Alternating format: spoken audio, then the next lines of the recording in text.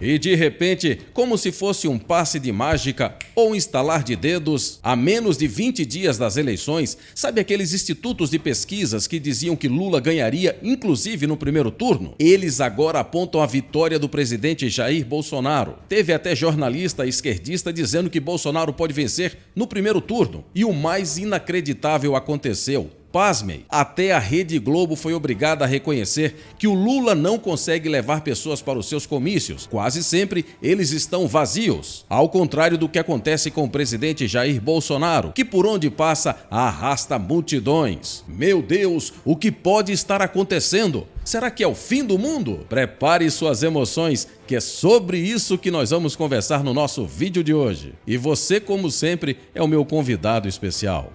Olá, seja muito bem-vindo. Eu sou Adalex Góes, jornalista que transformo notícias e informações em opinião para te ajudar a sair da bolha. Esse é o momento de você se inscrever no nosso canal. Sem muitas delongas, vamos direto ao assunto. Quem um dia poderia imaginar que a Globo poderia fazer uma matéria em que um dos seus jornalistas fossem obrigados a admitir que o Lula não tem todo esse prestígio político, não leva multidões assim como apontam as pesquisas. Ou as pesquisas mentem, ou então os eleitores de Lula estão tão confiantes na vitória que ficam em casa, na rede, tomando um cafezinho, tomando chá e esperando o dia 2 de outubro para comemorar a vitória. Das duas, eu prefiro acreditar no que meus olhos veem. O Lula não consegue mobilizar pessoas para os seus comícios. Inclusive, nesse vídeo aqui, nós tratamos sobre esse assunto no canal que você pode assistir logo mais. Vamos ouvir o que disse o jornalista da Globo sobre esse assunto. De alguns integrantes da campanha de Lula, que a campanha está muito devagar, que precisa acelerar, que precisa aquecer, ter mais agendas, e eles vão apostar daqui para frente, devem apostar daqui para frente,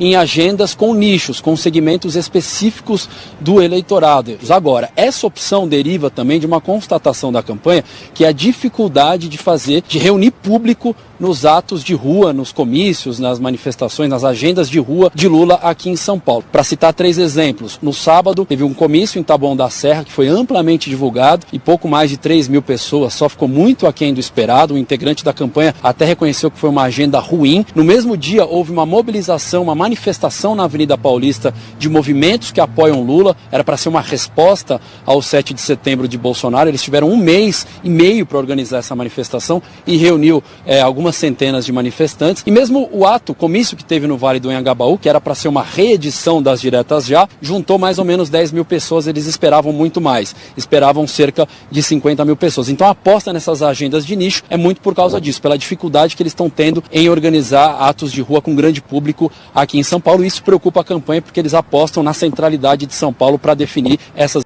Para não ficar muito feio, eles disseram que o Lula agora está buscando nichos específicos. Ele faz os comícios e ele faz palestras para pessoas específicas, para públicos específicos, não para a grande massa, não para a grande população. E aí o jornalista teve que admitir que o Lula não consegue mobilizar pessoas para os seus comícios. A que se deve tudo isso? É claro, a população brasileira não é mais aquela população do passado em que emissoras como a Rede Globo conseguiam fazer a cabeça da população. Graças às redes sociais, graças à internet, as pessoas agora têm uma outra visão sobre o mesmo assunto. No passado, o que a Globo dizia era verdade absoluta, ou algo só era verdade se saísse na Rede Globo. A Globo perdeu o poder de manipulação. A Globo perdeu aquela capacidade que tinha de influenciar multidões, ou melhor, de influenciar milhões de brasileiros para conseguir os seus objetivos. Um outro aspecto é que as pessoas realmente estão mais politizadas. Nem mesmo os institutos de pesquisa, que tentam confundir as pessoas e levá-las a crer em algo que é diferente daquilo que a realidade tem mostrado, consegue verdadeiramente influenciar essas pessoas para votarem naquele candidato que os institutos de pesquisas querem que vote. E a prova concreta está aí. Por mais que toda a imprensa tente influenciar, os artistas,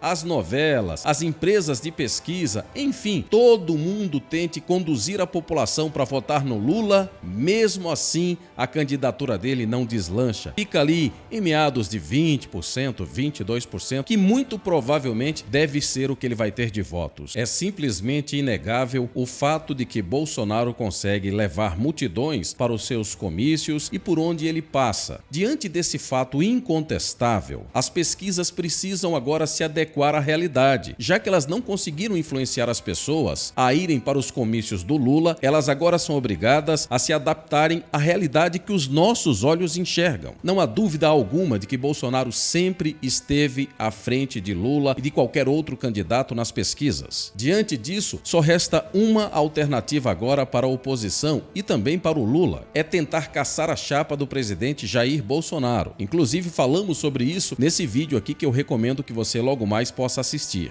Na contramão disso, veja o que acontece por onde passa o presidente Jair Bolsonaro. Olha quanta gente veio! A pesquisa aqui é Datafolha! A pesquisa aqui é Datafolha! E nós estamos sim no primeiro turno, se Deus quiser! É primeiro turno, não é?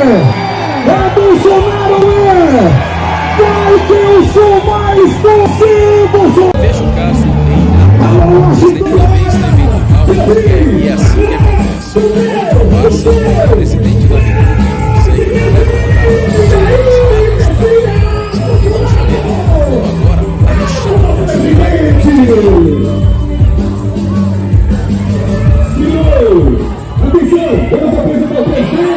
Esses são apenas alguns dos vídeos que mostram o que acontece por onde passa o presidente Jair Bolsonaro. Mas talvez a maior de todas as provas, a prova inconteste da popularidade do presidente, foi o 7 de setembro. Nunca se viu nada igual nesse país. E o TSE agora está barrando o presidente de usar aquelas imagens na sua campanha eleitoral. Não só isso, várias ações dos ministros da Suprema Corte e dos ministros do TSE são extremamente questionáveis. Esse ministro, Benedito Gonçalves, foi indicado por Lula em 2018. Veja só a relação que existe entre o Lula e o ministro Benedito Gonçalves nessas imagens.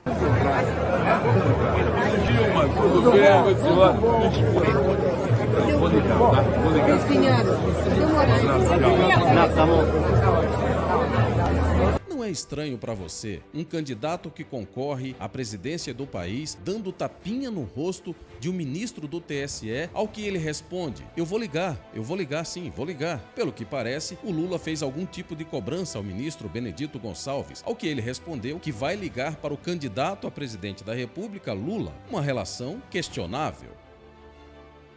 Mas é aqui que as coisas começam a ficar ainda mais complicadas. Esse ministro do TSE, Benedito Gonçalves, foi aquele que impediu que a Michelle Bolsonaro participasse da campanha do presidente Jair Bolsonaro. Esse ministro foi o mesmo que também proibiu que se usasse as imagens do 7 de setembro na campanha eleitoral do presidente Jair Bolsonaro. A alegação que ele fez foi que as pessoas foram ao 7 de setembro não por causa do Jair Bolsonaro, mas foram por causa da data cívica, 7 de setembro. Como se alguma vez na história do Brasil as pessoas de fato fossem ao 7 de setembro para comemorar a independência do Brasil com tamanha imensidão de público. Às vezes, ministros e políticos nos tratam como se fôssemos bobos. E isso em si já deveria ser o suficiente para chocar a opinião pública, para chocar a imprensa e para que isso fosse reverberado em toda a grande imprensa do Brasil e também do mundo. Mas não é. Há coisas piores ainda. O PDT do Ciro Gomes entrou com uma ação justamente para caçar a chapa do presidente Jair Bolsonaro. E sabe quem é o ministro responsável por isso? Esse ministro que levou um tapinha no rosto do padrinho Lula, chamado Benedito Gonçalves, que disse que iria ligar para Lula em seguida.